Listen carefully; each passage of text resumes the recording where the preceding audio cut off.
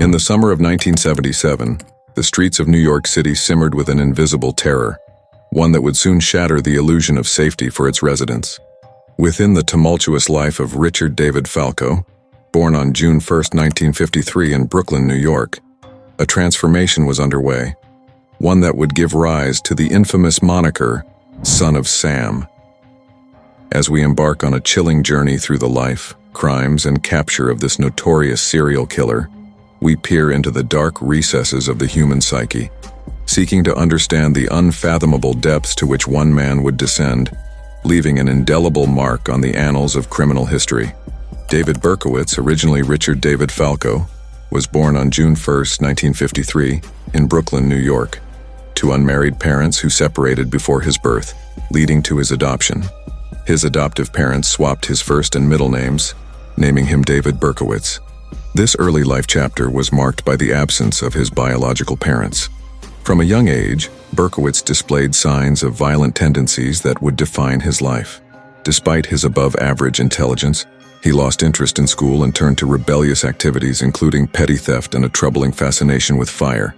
Surprisingly, these actions did not result in legal trouble or affect his school records. At 14, Berkowitz experienced the profound loss of his adoptive mother due to breast cancer, straining his relationship with his adoptive father and stepmother. In 1971, at 18, Berkowitz enlisted in the U.S. Army, serving in the United States and South Korea for 3 years before receiving an honorable discharge. Afterward, he sought to reconnect with his roots, finding his birth mother, Betty Falco. During their reunion, she shared the circumstances of his illegitimate birth and his birth father's recent passing, deeply affecting him. Despite the initial reconnection, he eventually lost contact with her while grappling with his inner demons. Berkowitz then pursued various blue-collar jobs in an attempt to establish stability and meaning in his life. The chilling transformation of David Berkowitz from a troubled youth into a heartless murderer began on December 24, 1975. Armed with a hunting knife, he stabbed 2 women, one being Michelle Foreman while the other victim remains unidentified.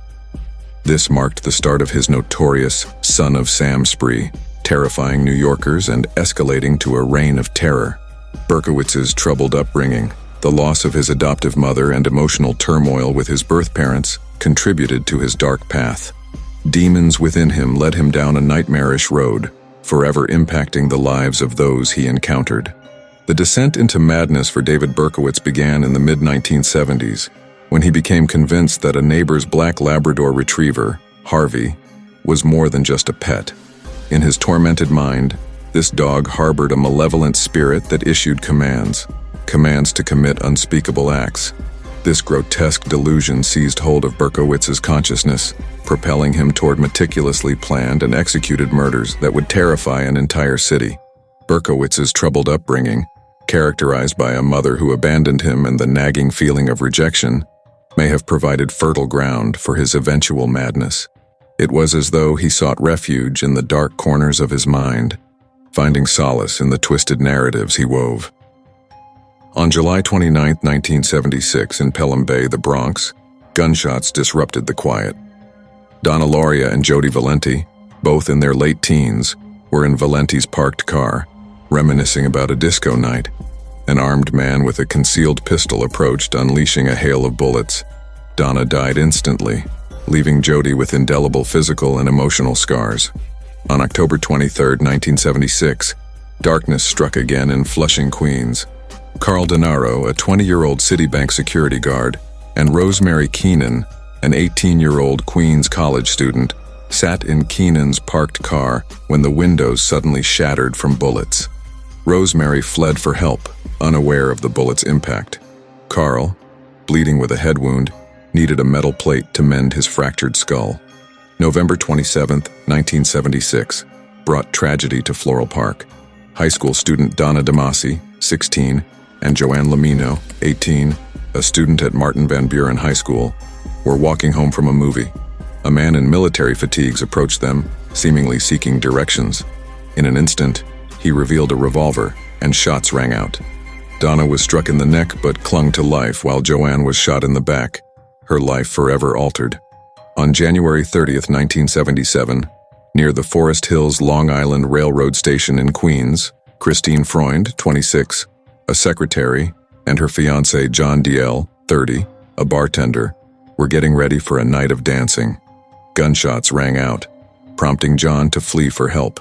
Christine was fatally shot twice, while John, with minor wounds, carried haunting memories of that night. On April 17, 1977, in the Bronx, Alexander Esau, 20, a tow truck operator, and Valentina Suriani, 18, an aspiring actress and model, were in a car near the first shooting scene. Both were shot, their futures stolen.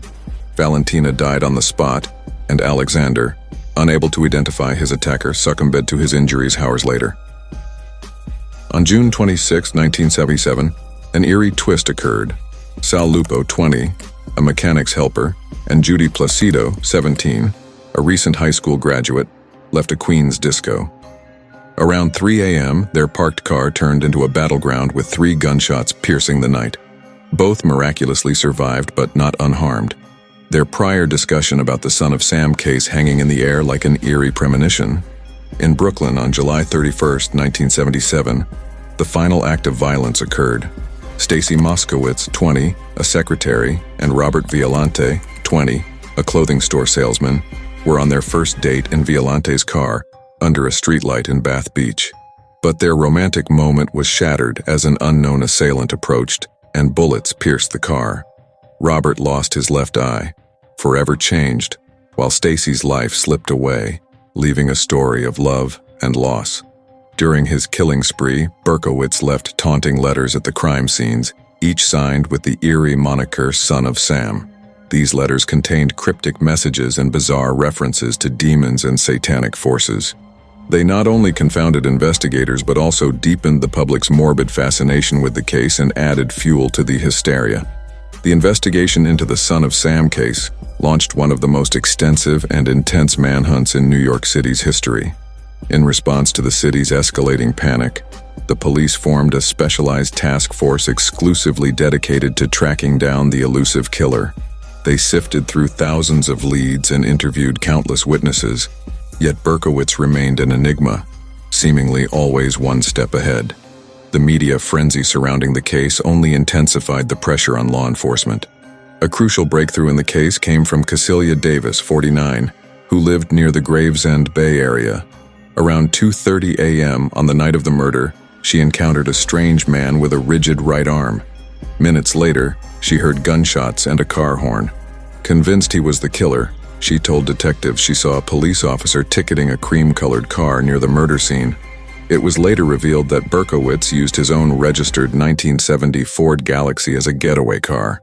When police checked parking tickets, they found one issued to Berkowitz, leading them to his Yonkers address, raising questions about his presence in Brooklyn at 2:30 a.m. Detectives staked out his apartment building, and when confronted, Berkowitz said, "I suppose this marks the end of the trail." There have been suggestions that Berkowitz may not have acted alone and could have been associated with a satanic cult known as the Children. In 1979, David Berkowitz sent a book to the police that mentioned the unsolved murder of Arliss Perry, implying that he possessed knowledge about the case. Later, while incarcerated, he asserted that he had joined a satanic cult in 1975 and modified his confession, admitting to killing only 3 of the Son of Sam victims. According to Berkowitz, he played various roles such as planning, surveillance, and acting as a lookout during the attacks, implicating numerous unnamed cult members.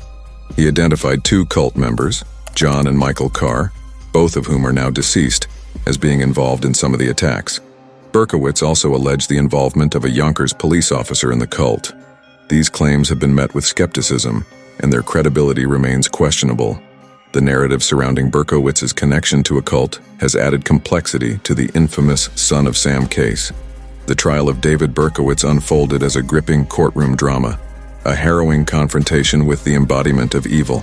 His shocking plea of guilty to all charges sent shockwaves through the legal system and society at large. The sentencing that followed ensured that he would never walk free again, with 6 consecutive life terms in prison sealing his dark fate. Berkowitz was sent to the infamous Shawangunk Correctional Facility in upstate New York, where he would spend the rest of his days behind bars.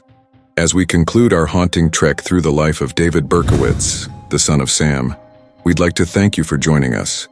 If you're looking for more intriguing content like this, remember to subscribe, like, and share. Until next time, stay cautious and remain vigilant.